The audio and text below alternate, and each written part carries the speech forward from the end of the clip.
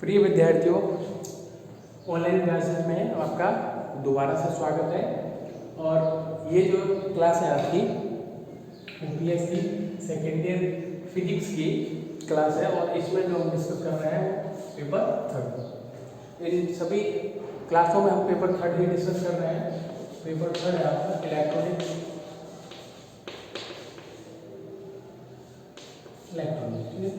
इस पेपर को डिस्कस कर रहे हैं और ये आपका जो वीडियो लेक्चर है वो वीडियो लेक्चर है आपका 09। ठीक है, ये आपका वीडियो है। तो इस वीडियो से स्टार्ट करने से पहले मैं आपको थोड़ा इससे पहले वाले वीडियो में जो किया था उसके बारे में थोड़ा सा बता दूं। इससे जो पहले वीडियो था यानी कि जो लेक्चर नंबर हमारा 08 था उसमें हमने लूप के नियम पर आधारित लूप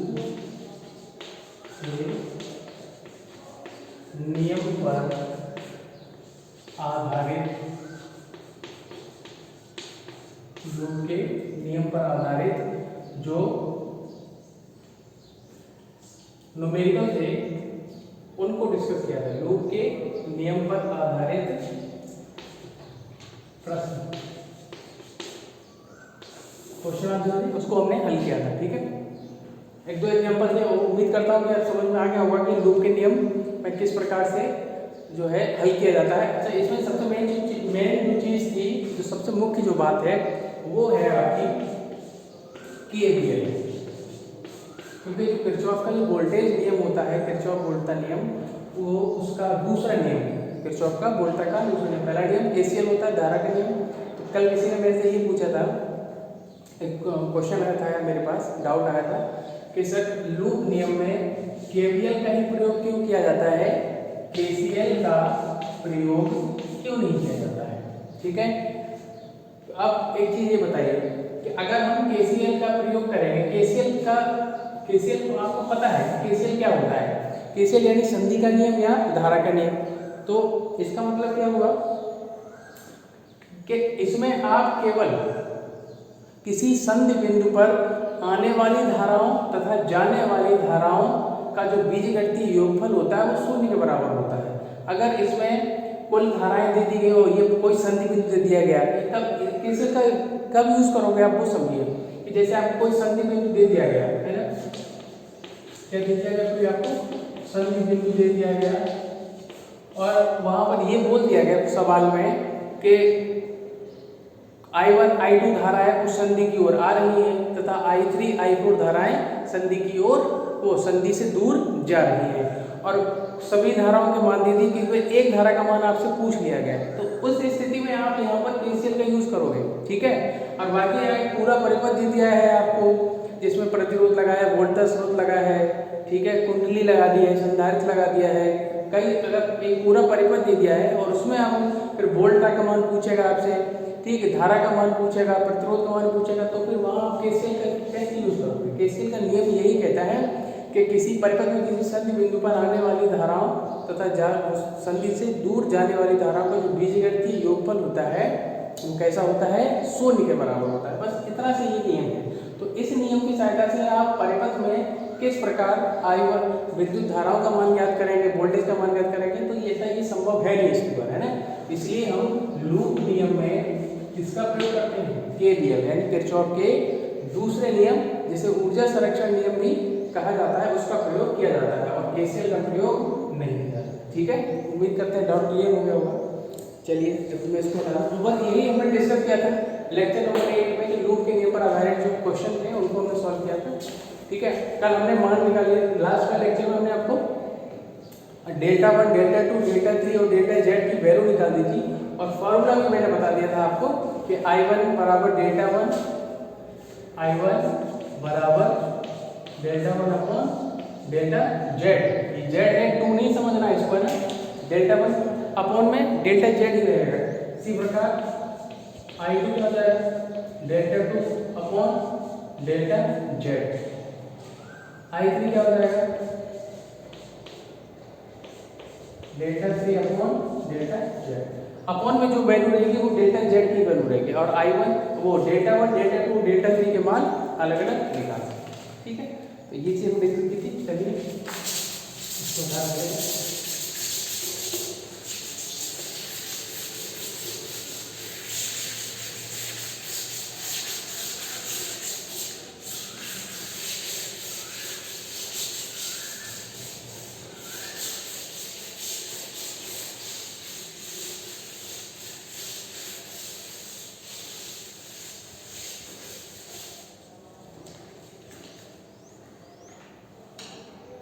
चलिए आज का लेक्चर जो है स्टार्ट करते हैं। आज देखिए, आज आपको एक नया टॉपिक पढ़ाएंगे जो कि इस यूनिट में, अच्छा ये और जानते रहिए कौन सी यूनिट पढ़ रहे हैं, पता है यूनिट फर्स्ट चल रही है, ठीक है। हाँ, तो आज जो टॉपिक पढ़ाएंगे वो यूनिट फर्स्ट के लिए लॉन्ग क्वेश्चन का कार्य करता है। लॉन्ग क्वेश्चन का कार्य करता है और अच्छा सिंपल है क्वेश्चन और सिंपल टॉपिक है पूरा।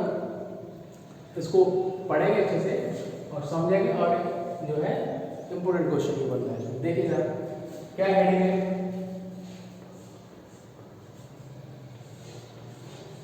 फोर टर्मिनल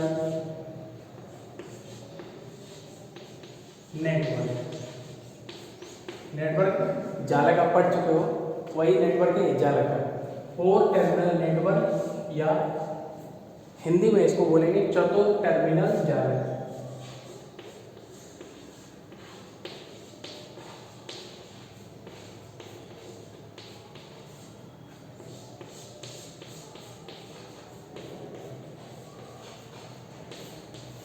चतुर टर्मिनल जालक, फोर टर्मिनल नेटवर्क, ठीक है।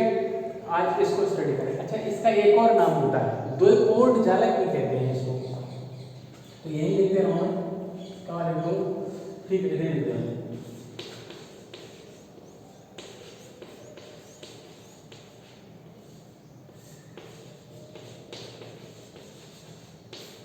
द्विपोर्ट जालक भी कहते हैं। अब हम इसमें स्टडी करेंगे कि किस प्रकार चतुर टर्मिनल जालक होता क्या है और द्विपोर्ट जालक इसे क्यों कहा जाता है, ठीक है। चलिए इसको देखते हैं। तो एक तो इसके शब्द, इसका जो परिभाषा है, इसका जो नाम है, इसके नाम से कुछ चीजें क्लियर हो रही है। चतुर टर्मिनल यानी फोर टर्मिनल, यानी ऐसा नेटवर्क जिसमें कितने टर्मिनल होने चाहिए, चार टर्मिनल होने चाहिए। कितने होने चाहिए, चार टर्मिनल होने चाहिए। तो ऐसे जालक को हम क्या कहते हैं, चतुर टर्मिनल जालक या फोर टर्मिनल नेटवर्क। इसकी अगर हम परिभाषा की हम बात करें तो इसकी डेफिनेशन क्या हो जाएगी, वह जालक जिसमें चार अभिगम्य, अपने द्विपोर्ट जालक को हटा दे रहा हूँ यहाँ से, तो आपने लिख लीजिए और मैं इसको हटा दे रहा हूँ।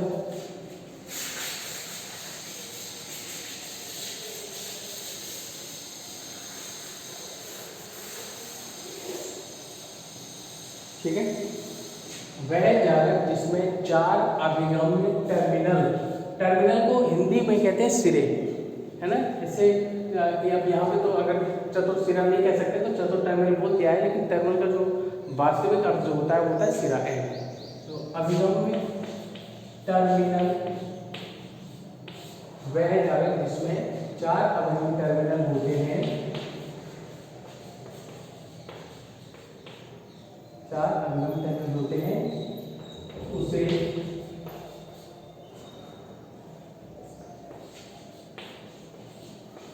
चतुर टर्मिनल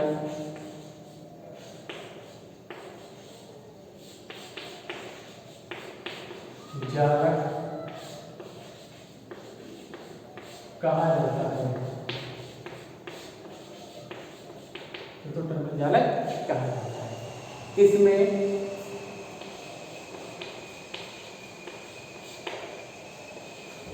दो निवेशी टर्मिनल, इसमें देखते रहिए पूरा क्लियर दिखाई दे रहा है आपको बिल्कुल। अच्छा वहाँ तक ही है ना, थोड़ा इधर लिख देते हैं, होते जालक दिखाई दे रहा है ऊपर।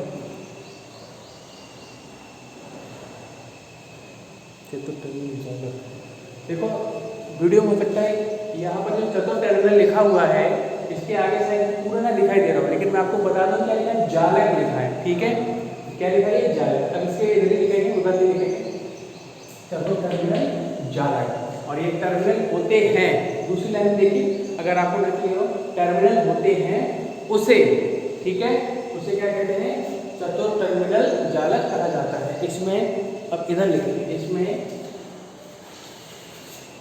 दो निवेशी, तीसरी लाइन में देखिए यहाँ पर, अगर आपको वीडियो में ना दिखाई दे रहा हो कि इसके बाद क्या लिखा हुआ है, तो मैं बता दे रहा हूँ बोल के कि इसमें दो निवेशी, ठीक है, इसमें दो निवेशी तथा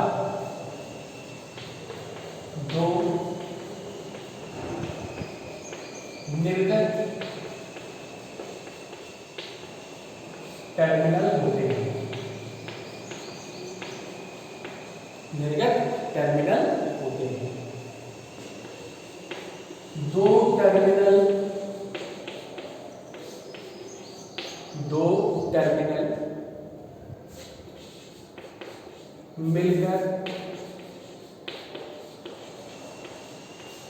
दो टर्मिनल मिलकर एक पोर्ट बनाते हैं, दो टर्मिनल मिलकर एक पोर्ट बनाते हैं, ठीक है। एक दो टर्मिनल मिलकर क्या बनाते हैं, एक पोर्ट बनाते हैं। अब टोटल टर्मिनल कितने हैं इसमें, 4, और दो टर्मिनल मिलकर एक पोर्ट बना रहे हैं, तो 4 टर्मिनल मिलकर कितने पोर्ट बनाएंगे, 2। इसीलिए इसका नाम हमने क्या बता के लिखा था, द्वि पोर्ट जालक। क्या बोलते हैं इस जालक को,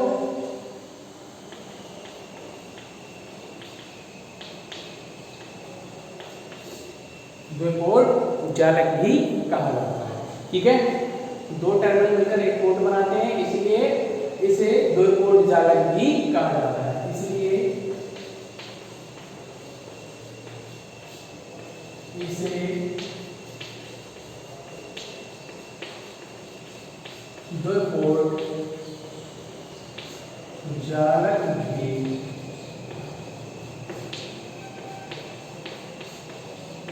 कहा जाता है, ठीक है।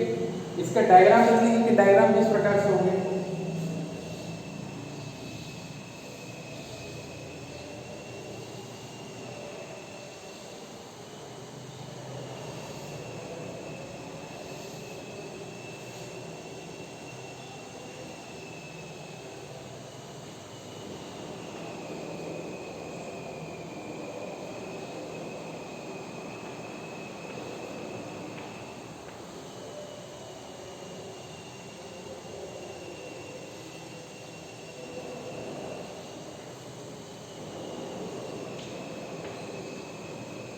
आएगा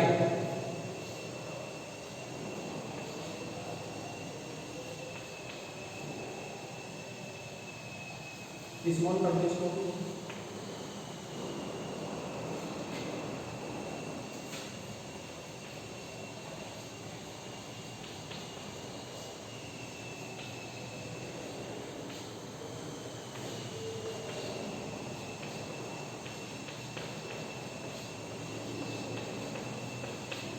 देखिए, इस डिब्बे को बोलते हैं ब्लैक बॉक्स।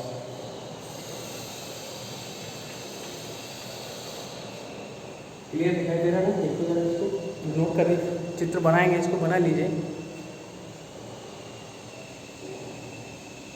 ठीक है, ओके।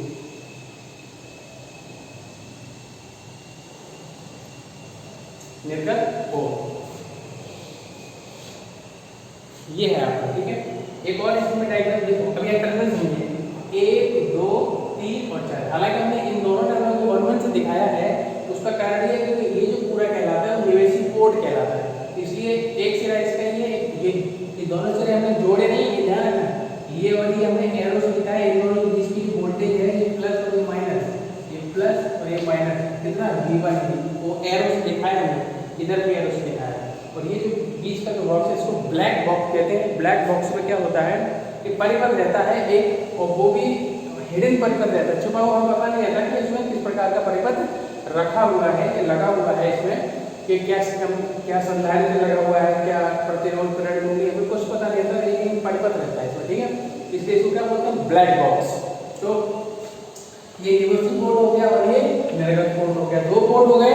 अब टर्मिनल कितने हो गए, 1 2 इधर है, एक ही और एक ही और ये 4 तो टर्मिनल हो गए, और 2 टर्मिनल मिलकर क्या बनाती है, एक पोर्ट। ये कौन सा पोर्ट कहलाता है, निवेशी पोर्ट, और ये पोर्ट कौन सा कहलाएगा हमारा, निर्गत पोर्ट। तो ये जो हमारा है क्या बन गया, एक चतुर टर्मिनल जालक बन गया। ठीक, एक और इसका डायग्राम बनता है, इधर कहां पे बनाना है,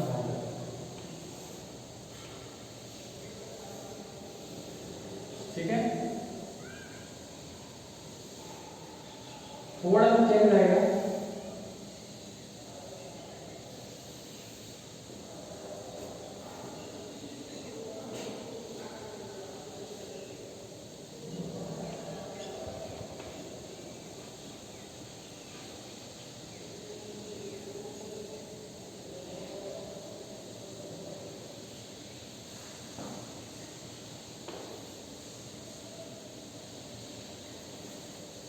ऐसा कह लीजिए, तो ये भी 3 है इधर और ये भी क्या है 3, यानी कि ये कॉमन है। ठीक है, और इसको कर दिया जाता है भू संपर्कित।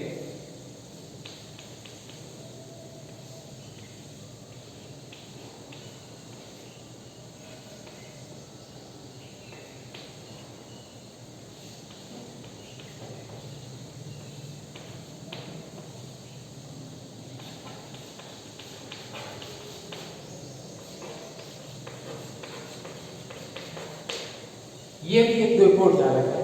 देखो, हालांकि इसमें टर्मिनल 4 ही है, लेकिन कभी कभी क्या होता है कि ऐसे प्रश्न हमारे पास आते हैं जिनमें ये जो टर्मिनल है, जो दूसरा वाला टर्मिनल है इधर, जो दूसरा चौथा, कैसे करते हैं, कॉमन करते हैं, क्योंकि उनको क्या मिला के कर दिया, और उस पूरे जो टर्मिनल को हमने क्या कर दिया, भू संपर्कित कर दिया है। जानते हो ग्राउंड करते हैं, भू संपर्कित कर दिया है ना। तो और बाकी ये आपका निवेशी पोर्ट और ये आपका निर्गत पोर्ट, यानी कि बस इसमें क्या है कि जो ये जो सिरे थे ये वाले, इन दोनों क्या कर दिया है, हमने कॉमन कर दिया। ठीक है, तो ये भी इसको हम बोल सकते हैं भू संपर्कित उभयनिष्ठ सिरों वाला चतुर टर्मिनल जालक। ठीक है, इसको आप देखिए, नोट करेंगे इसको। देखो पूरा है क्लियर? हाँ, पूरा क्लियर है। ठीक है, इसको नोट करेंगे, वीडियो पॉज करेंगे, नोट कर सकते हैं। चलिए इसको हटा दे रहा हूँ। अच्छा, इसमें एक चीज़ और लिखते रहिए कि अगर आपका इसमें ये पूछ ले कि निवेशी धारा और निवेशी धारा, निवेशी वोल्टता, निर्गत धारा और निर्गत वोल्टता क्या होती है, तो उसके लिए देखिए जा रही है। नोट करिए और इसको हटा देते हैं।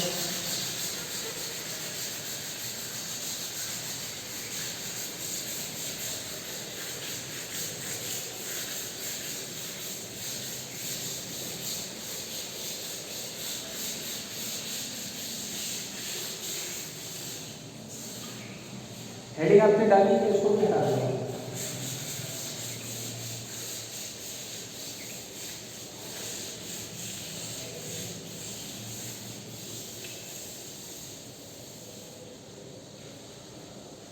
देखिए,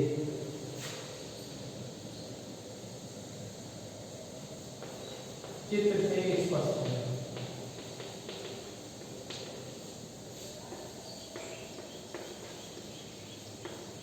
चित्र से स्पष्ट है कि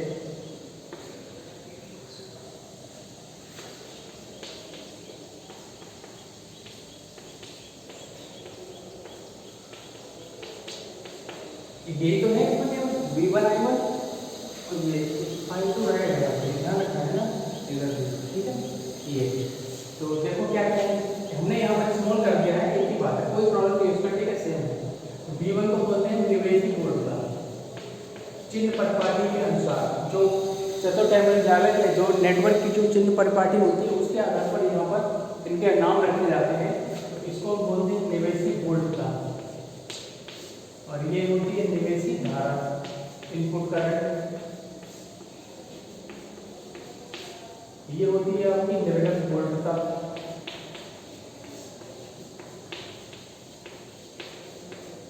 और ये होती है आपकी निर्गत धारा।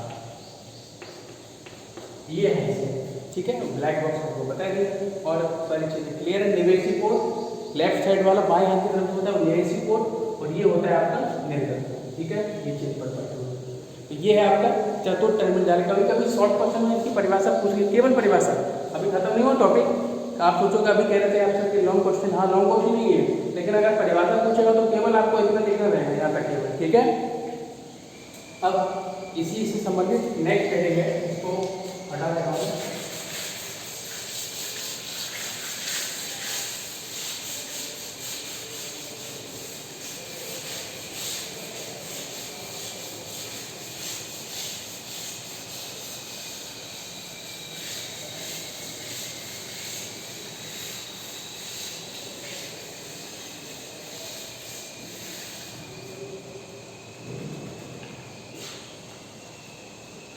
चलिए देखिए क्या है इसमें।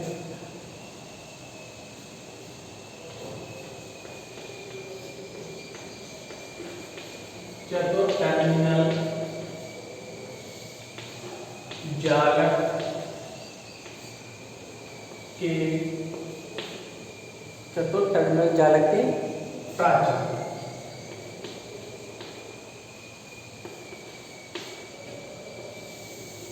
Parameters of 4 terminal network. ये है आपका लॉन्ग क्वेश्चन का पार्ट। जब लॉन्ग क्वेश्चन में पूछा जाएगा तो मान सीधा पूछता है कि चतुर्थ टर्मिनल जालक किसे कहते हैं, इसके प्राचलों को ज्ञात करके इनमें संबंध ज्ञात कीजिए। पहले हम देखेंगे कौन कौन से प्राचल होते हैं, फिर उनको ज्ञात करेंगे, फिर उनके मध्य में संबंध स्थापित करेंगे, यानी पूरे क्वेश्चन को हम स्टडी करने वाले हैं। ठीक है, तो पहले देखिए चतुर्थ टर्मिनल जालक के प्राचल कौन कौन से। प्राचल को क्या बोलते हैं, पैरामीटर्स। क्या बोलते हैं, पैरामीटर्स। ठीक है, देखिए यहाँ पे इसमें निम्नलिखित प्राचल होते हैं।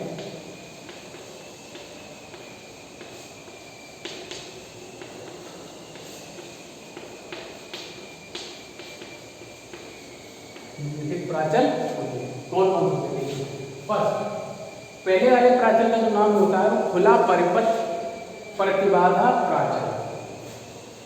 ये आपको ध्यान रखना पड़ेगा कि नाम खुला परिपथ प्रतिबाधा, खुला परिपथ प्रतिबाधा प्राचल। शॉर्ट में इसका नाम होता है, तो पूरा बड़ा नाम है, आप बार बार इनका आगे यूज होता रहेगा इन प्राचल का, पैरामीटर्स का, तो आप बार बार ये नाम नहीं लेंगे, इनका शॉर्ट नाम होता है जिसको बोलते हैं जेड प्राचल। क्या बोलते हैं इसको, जेड प्राचल। दूसरा देखिए क्या होता है, खुला परिपथ प्रतिबाधा प्राचल। एक होता है लघुपथित प्रवेश्यता प्राचल, लघुपथित प्रवेश्यता प्राचल। इसका भी शॉर्ट नाम होता है, इसको बोलते हैं बाई प्राचल। क्या बोलते हैं इसको, बाई प्राचल। लघुपथित प्रवेश्यता, प्रवेश्यता को प्रतिबाधा को इंग्लिश में क्या बोलते हैं, इम्पीडेंस। प्रवेश्यता को क्या बोलते हैं, एडमिटेंस। एडमिशन जानते हो ना, प्रवेश लेना, एडमिशन, एडमिशन से ही बना है प्रवेश्यता, एडमिटेंस। ठीक है, और परिपथ सर्किट आप जानते हैं, ओपन और ये शॉर्ट सर्किट। ठीक है, ओपन सर्किट और ये शॉर्ट सर्किट। क्लियर, प्राचल पैरामीटर्स होता है आपका। तो इसका दूसरा शॉर्ट नाम क्या है, बाई प्राचल। ओके, तीसरा देखिए प्राचल होता है संकर प्राचल, हाइब्रिड पैरामीटर्स इसको बोलते हैं। क्या बोलते हैं इंग्लिश में, हाइब्रिड पैरामीटर्स, और हिंदी में क्या बोलते हैं, संकर प्राचल। और शॉर्ट में भी इसका नाम होता है एच प्राचल, क्योंकि संकर को इंग्लिश में क्या बोलते हैं, हाइब्रिड, और हाइब्रिड की स्पेलिंग किससे शुरू हो रही है, एच से, इसलिए इसको क्या बोलते हैं, एच प्राचल।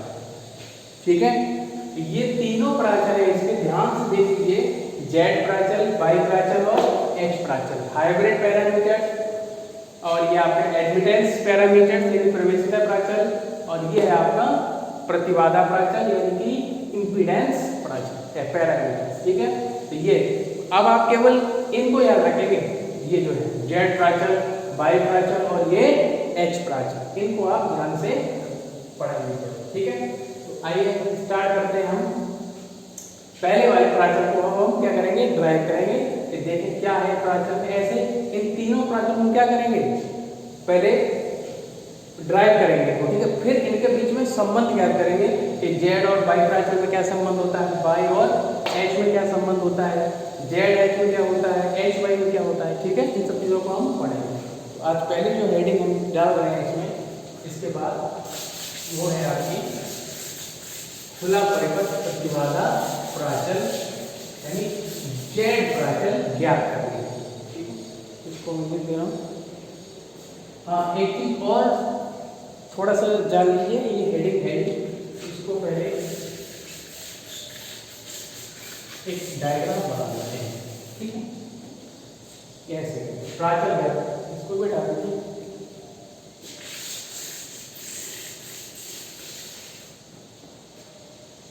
प्राचल ज्ञात करेंगे, इसको नहीं लिखना दोबारा है, यहाँ लिखिए प्राचल ज्ञात करने के लिए।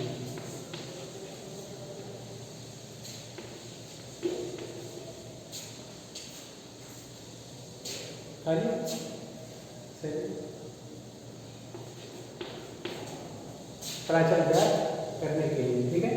तो इसमें ये डायग्राम है, इस डायग्राम को हम बनाएंगे।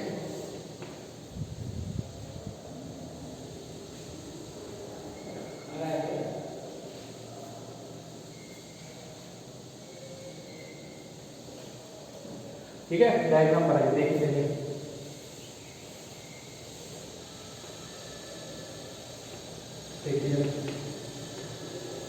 सेम डायग्राम जो भी बनाया उसी प्रकार से बनाएंगे, दोबारा से बनाएंगे क्या रहेगा,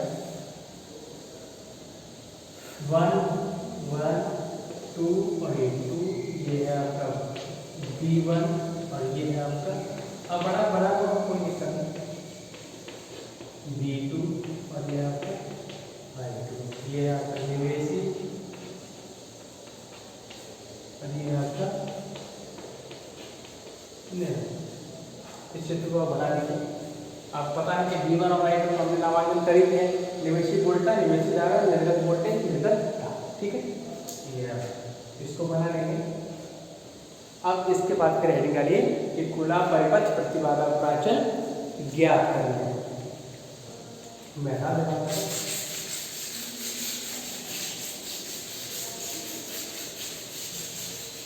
खुला परिपथ प्रतिबाधा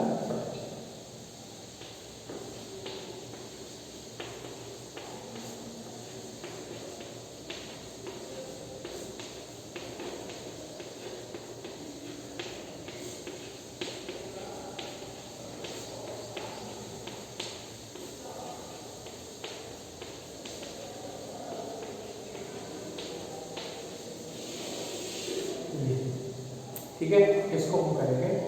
तो इसमें सबसे पहले जो आपको लिखना रहेगा, थोड़े एक जोड़ी का लाइन है कि इसमें ये मानते हैं हम कि जेड प्राचल, ये जेड प्राचल ही तो है, इसको ध्यान रख लीजिए,